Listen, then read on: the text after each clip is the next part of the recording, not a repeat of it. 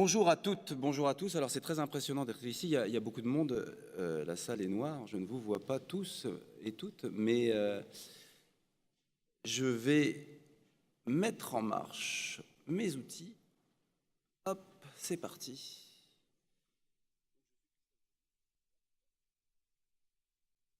Non, ça marche pas, il faut que je reste. Ah si, ça marche en fait, ça switch de l'un à l'autre.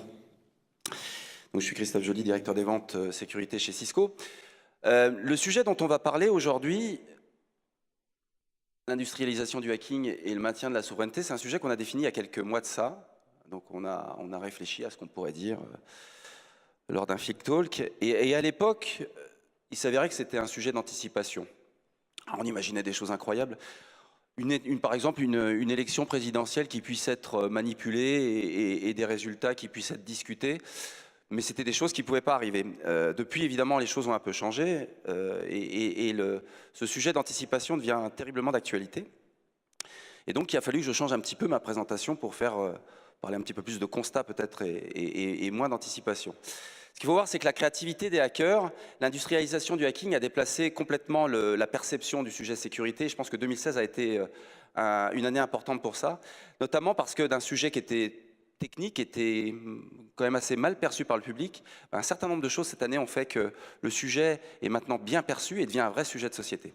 Alors pour commencer le Fig Talk, je vous propose une petite vidéo et puis on se retrouve après.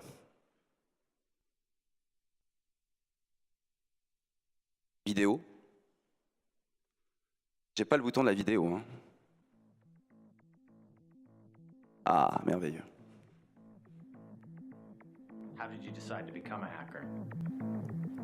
Well, I'm not really sure what it means to become a hacker. That's like some guy in a hoodie who types really fast and stays up all night writing code and cracking passwords. It's not me. I just spy on people and see what makes them click. It's not a bad job. Mark Hanning, CEO of Qualicard, set to report earnings after their blockbuster IPO. So you consider this a job? I put a lot of work into this. I'm not lazy. It takes research to figure out the key players, learn all about them, their families, their friends, what they care about. You have to understand the company's organization. I get a lot of my information from the sales department because they're always so quick and eager. They're hungry. People trust too easily. They don't look at the details. I do.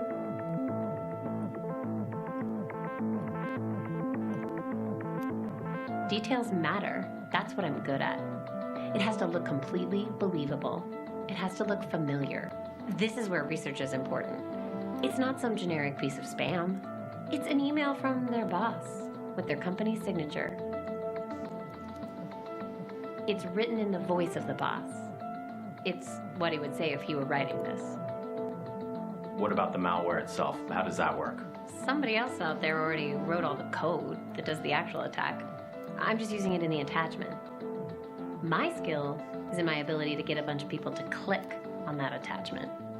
I always wonder what it's like when the whole thing unfolds on their end, when the panic sets in. Please leave your message after the beep. Hey, this is Rajiv in finance. Call me as soon as you get this. Something's up with my laptop. I can't. Katie, are you on your way into the office? Something's going on with our file servers. Karen in HR, our benefits dashboard seems really slow. We're getting calls from users on it. Can you call and get this? Joining conference now. Apparently, there's a malware attack targeting our main... It's ransomware. They're holding us hostage. We're locked out of everything. I can't even check my phone. What about the backup? That will take days. We need this fixed now. Just pay it. We don't have a choice. We're reporting earnings in 2 hours. But how do we know that Just they'll... pay it. Put every single person on getting us back up and running. That's the only priority now.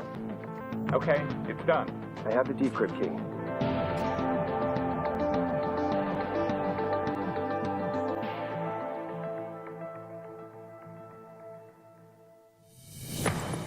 Mark, we have a big problem. The ransomware was just to distract us. They got inside. They got everything. Customer data, financials, everything. Qualicards is reeling today from the news that hackers have released the personal information of nearly The 2 Nasdaq million closed customers. lower today, led by Qualicard, which was down 14% on news that their recent data breach may be far worse than the company Its stock originally fell to a acknowledged. new all-time low on news that CEO Mark Hanning is stepping down after what is turning out to be one of the worst breaches of personal information in recent history. Do you feel bad about releasing the personal information? All the financials? All the money that was lost? All I did was get the files. I'm not the one that decided to release them. I'm not the one that shorted the stock. Somebody else had their reasons for that. It's above my pay grade. I was paid to do a job, and I did it well. And that's what's expected of anyone, isn't it? Anyway, markets bounce back.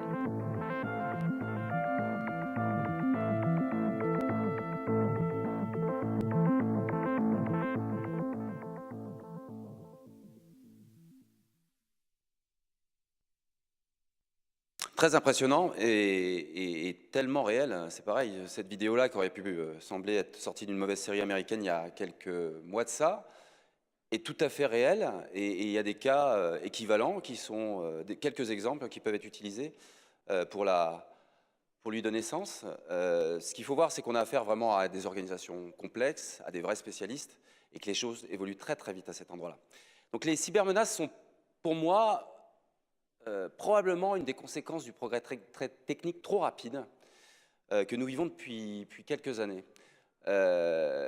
Bien souvent, les gens mettent en place un certain nombre d'outils et ne pensent pas tout de suite à mettre en place des outils de sécurité. Ce qu'il faut voir, c'est que, et pour remettre en perspective les choses, c'est qu'on n'en est qu'au début de la transformation numérique. Aujourd'hui, on parle d'à peine 15 à 20 millions d'objets connectés opérationnels. Quand on dit qu'en 2020, il y en aura 50, quand on dit qu'en 2030, il y en aura 300 milliards. J'ai dit 15 milliards aujourd'hui, 15 à 20 milliards aujourd'hui, 50 milliards en 2020, 300 en 2030. Donc rien qu'en utilisant cette échelle et la croissance, on imagine tous ces sujets de sécurité informatique qu'on voit aujourd'hui dans la presse démultipliés simplement autour de ces chiffres-là. Ça donne des frissons.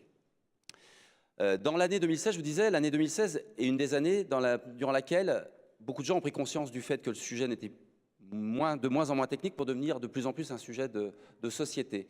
Et je pense qu'il y a un certain nombre de choses qui ont aidé à aller dans ce sens-là, notamment les sujets de réglementation. La LPM, qui a permis à un certain nombre d'entreprises de se rendre compte qu'elles avaient à l'intérieur de leur infrastructure des éléments sensibles qui pouvaient avoir des impacts sur l'État et sur des fonctions vitales du pays. La GDPR, évidemment, qui a permis de dimensionner en termes de coûts ce que coûtait une attaque informatique et de se faire voler des données de ses clients. D'autres sujets qui ont permis de se rendre compte pour le grand public et pour les PME de ce qu'était le coût de la sécurité informatique, c'est les ransomware. Les ransomware, malgré le fait que c'est un gros problème pour beaucoup de gens, ça a permis de toucher du doigt la valeur d'une attaque. Pour un chef d'entreprise aujourd'hui, et pour beaucoup de chefs d'entreprise, et j'imagine que vous en connaissez quelques-uns, se faire attaquer, ça vaut 2500 $, ça vaut 2 bitcoins. Maintenant, les gens vont payer pour débloquer leur ordinateur, comme ils sont prêts à payer pour réparer une machine qui se sont fait voler à l'intérieur de leur entreprise. Donc, les choses évoluent. D'ailleurs, les banques, les organismes d'assurance prennent en compte toutes ces choses-là, et tout ça prend de la valeur. Évidemment, si on switch doucement sur le sujet de la souveraineté, on retrouve la même chose à cet endroit-là. On parlait tout à l'heure de l'élection américaine, évidemment, c'est la caricature, mais on a tous lu ce qui s'était passé, et on voit qu'un pays peut être influencé par des attaques informatiques. En volant des éléments, des informations qui sont relativement banales, c'était des mails sans grande importance, on a réussi à manipuler un pays. Il y a quelques années de ça, je ne sais pas si vous vous rappelez, il y avait une entreprise comme ça qui avait quasiment coulé parce que son président s'était fait voler des informations qui étaient somme toute assez banales, mais qui l'avaient obligé à démissionner parce que dans les mails qu'il échangeait, il faisait des mauvaises blagues sur le président Obama. Si on regarde aussi en France, plus près de nous, une entreprise. Il y a une entreprise du CAC 40 au mois de novembre dernier qui a perdu plusieurs dizaines de pourcents en bourse à cause d'un faux communiqué de presse. Donc cette entreprise-là, quand elle a été vulnérable, il suffisait que quelqu'un fasse une OPA dessus, et je vous laisse imaginer les conséquences. Donc le sujet, évidemment, de la souveraineté, et si un chef d'entreprise ou un homme politique pose cette question-là, notre souveraineté est-elle menacée? Aujourd'hui, il y a beaucoup de gens qui ne vont pas savoir répondre. En étant au cœur des environnements, les systèmes d'information sont de plus en plus critiques. Et du coup, la transformation numérique, les objets connectés rendent les particuliers, les entreprises, les États de plus en plus dépendants.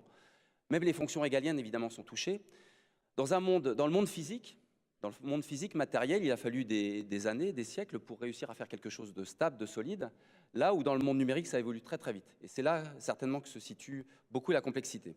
Donc, pour répondre à cette question, sur un sujet qui est évidemment très complexe, il n'y a certainement pas une réponse ferme en disant oui ou non, on assure notre souveraineté. C'est plus une réponse modeste, du type nous adoptons une posture adaptée pour assurer notre souveraineté.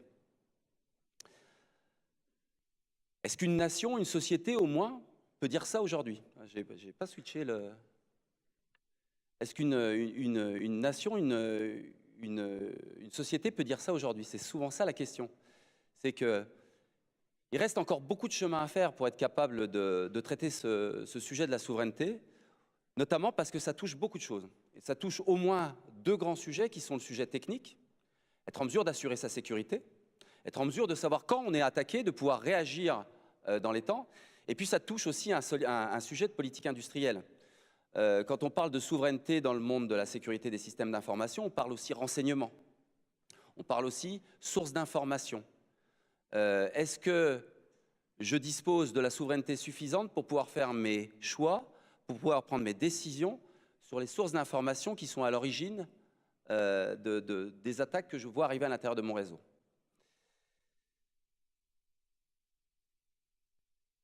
Pour mettre en place une posture efficace, à mon avis, face à ce sujet-là, il y a trois grands thèmes à aborder. Un, être en mesure de connaître son environnement. C'est une question qu'on ramène à chaque fois. Est-ce que vous connaissez votre environnement? Est-ce que vous savez les éléments sensibles à l'intérieur de votre réseau? Et ça, hélas, peu de gens savent y répondre. Évidemment, l'autre sujet, c'est un sujet très technique, c'est dire, est-ce que si j'ai une attaque qui rentre dans mon réseau, je suis capable de le savoir rapidement? Parce que bien souvent, et ce qu'on constate aujourd'hui, c'est qu'il faut énormément de temps pour savoir et voir arriver une attaque. Presque 100 jours en moyenne pour une entreprise. Et puis évidemment, dernière chose, c'est être en mesure de savoir quelle source d'information et qui m'en veut. C'est-à-dire, est-ce qu'une attaque qui se trouve en Chine aujourd'hui ne va pas venir me targeter demain parce qu'elle attaque une entreprise de la même catégorie que moi, qui a les mêmes intérêts?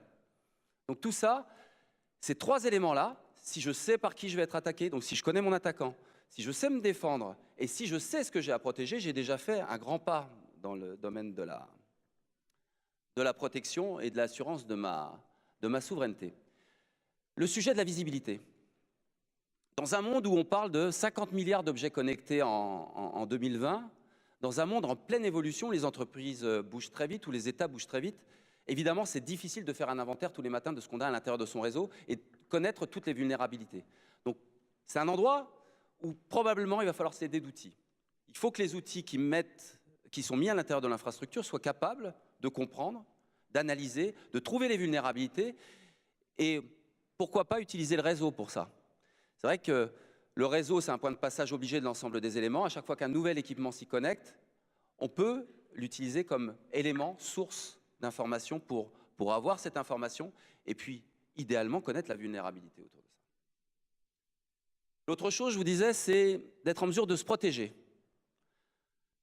Alors une attaque, si on veut la décomposer un petit peu, elle se déroule toujours selon un certain nombre de phases. Une attaque, un attaquant, il va déjà se renseigner, il va déjà rechercher les vulnérabilités, il va déjà essayer de comprendre un petit peu qui il a en face de lui. Donc il va se préparer. Ensuite, il va mener son attaque et puis ensuite, il va essayer de se faire le plus discret possible. Pour la personne qui va se protéger, il faut qu'elle fasse la même chose. Il faut qu'elle mette en place un certain nombre d'éléments périmétriques, d'authentification qui vont permettre de se protéger et d'attendre l'attaquant. Au moment où il arrive, il va falloir le détecter très rapidement, c'est ce que je disais tout à l'heure.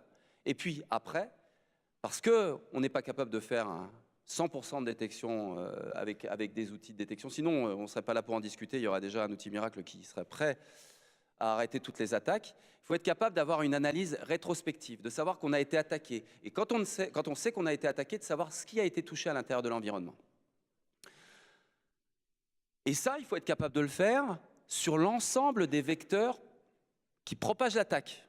Être sur le poste de travail, être sur le réseau, être sur les flux qui sont les principaux vecteurs des attaques, comme les flux web, comme les flux mail, savoir se positionner devant un data center, savoir se mettre devant une infrastructure cloud, être à tous les éléments et travailler donc avant, pendant et après l'attaque.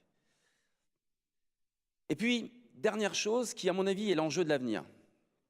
Parce que, oui, je connais mon infrastructure, j'ai mis en place les bons outils pour me protéger, mais je me protège de quoi ? Et là, j'ai besoin d'une source d'information qui va me dire comment la cybermenace évolue et en temps réel va être capable de m'alimenter sur de l'information pour me dire il faut plutôt regarder par là en ce moment, puis demain il faudra plutôt regarder par là, et puis dans votre contexte, c'est plutôt ça qui est fragile. Et ça, ah pardon, j'ai pas switché sur le... Et ça, c'est le travail d'une équipe de recherche. Donc le travail de l'équipe de recherche, qui est bien souvent aujourd'hui une équipe hébergée par une entreprise privée.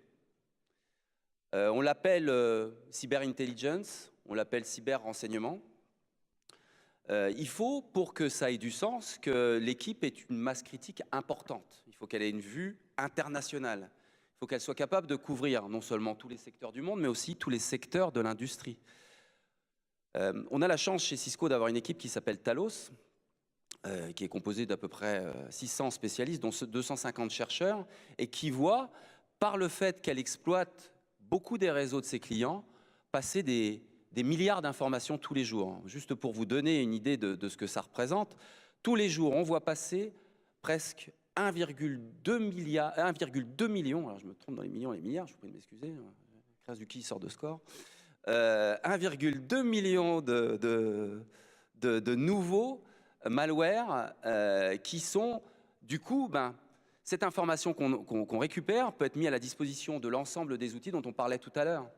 Et encore une fois, pour pouvoir être capable de faire ça, il faut probablement une taille critique importante. Et pour pouvoir faire ça et pour pouvoir travailler aujourd'hui et assurer la souveraineté des nations, des pays, des États, des entreprises, il faut que cette information soit une information digne de confiance. Et là, pour faire ça, il faut probablement mettre en place de plus en plus des partenariats publics-privés entre les entreprises qui ont des équipes de recherche importantes et les organisations étatiques qui, elles, valident ces informations et récupèrent de ces informations celles qui sont importantes pour l'État.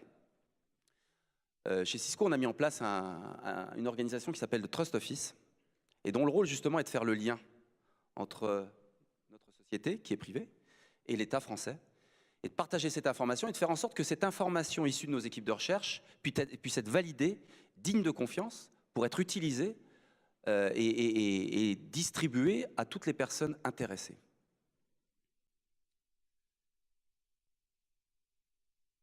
Donc si on synthétise tout ça, être en mesure d'assurer sa souveraineté, c'est passer par un certain nombre d'étapes.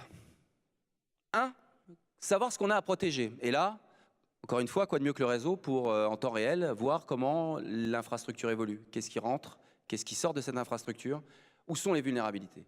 Deuxième chose, mettre en place sur l'ensemble des secteurs du jeu les outils qui vont intercepter les flux. Des équipements réseau, des équipements de sécurité, des équipements qui travaillent sur des flux en particulier, des équipements qui se mettent devant les applications cloud, etc. Sur ces équipements, on va venir poser un certain nombre d'outils de sécurité. Et Cisco a énormément investi sur ces sujets-là, presque 5 milliards durant ces dernières années. On va venir mettre en place des outils de sécurité qui, eux, vont assurer une fonctionnalité cyber. Et enfin, ces outils de sécurité, on va les nourrir d'une information de confiance qui vient d'une équipe de recherche. Si on a réussi à mettre en place l'ensemble de ces outils, je dirais qu'on s'approche probablement de la réussite. Et on est en mesure, j'arrive à mon dernier slide, et j'étais particulièrement bon en timing. J'ai même du temps devant moi, non? J'ai au moins 30 secondes, non? Je ne l'ai pas. Je plaisante. La souveraineté, le slide final, c'est dire, est-ce que j'ai réussi à résoudre ma question? Est-ce que je sais aujourd'hui répondre à cette question? La souveraineté de notre organisation est-elle garantie? Je dirais qu'évidemment, il reste beaucoup de choses à faire. On n'a pas traité de sujets politiques, on n'a pas traité de tout un tas d'autres sujets qui sont liés à la souveraineté. Mais en revanche, ce qu'on peut dire, c'est que on a mis en œuvre tout ce qu'il fallait pour être capable de maîtriser le risque et pour être capable de dire, nous avons mis en œuvre les moyens qui nous permettent de contrôler le risque et donc de protéger au mieux notre souveraineté. Voilà, c'était un rapide exercice autour de ce sujet-là, qui à mon avis va certainement occuper encore quelques années les FIC Talks. Voilà, merci.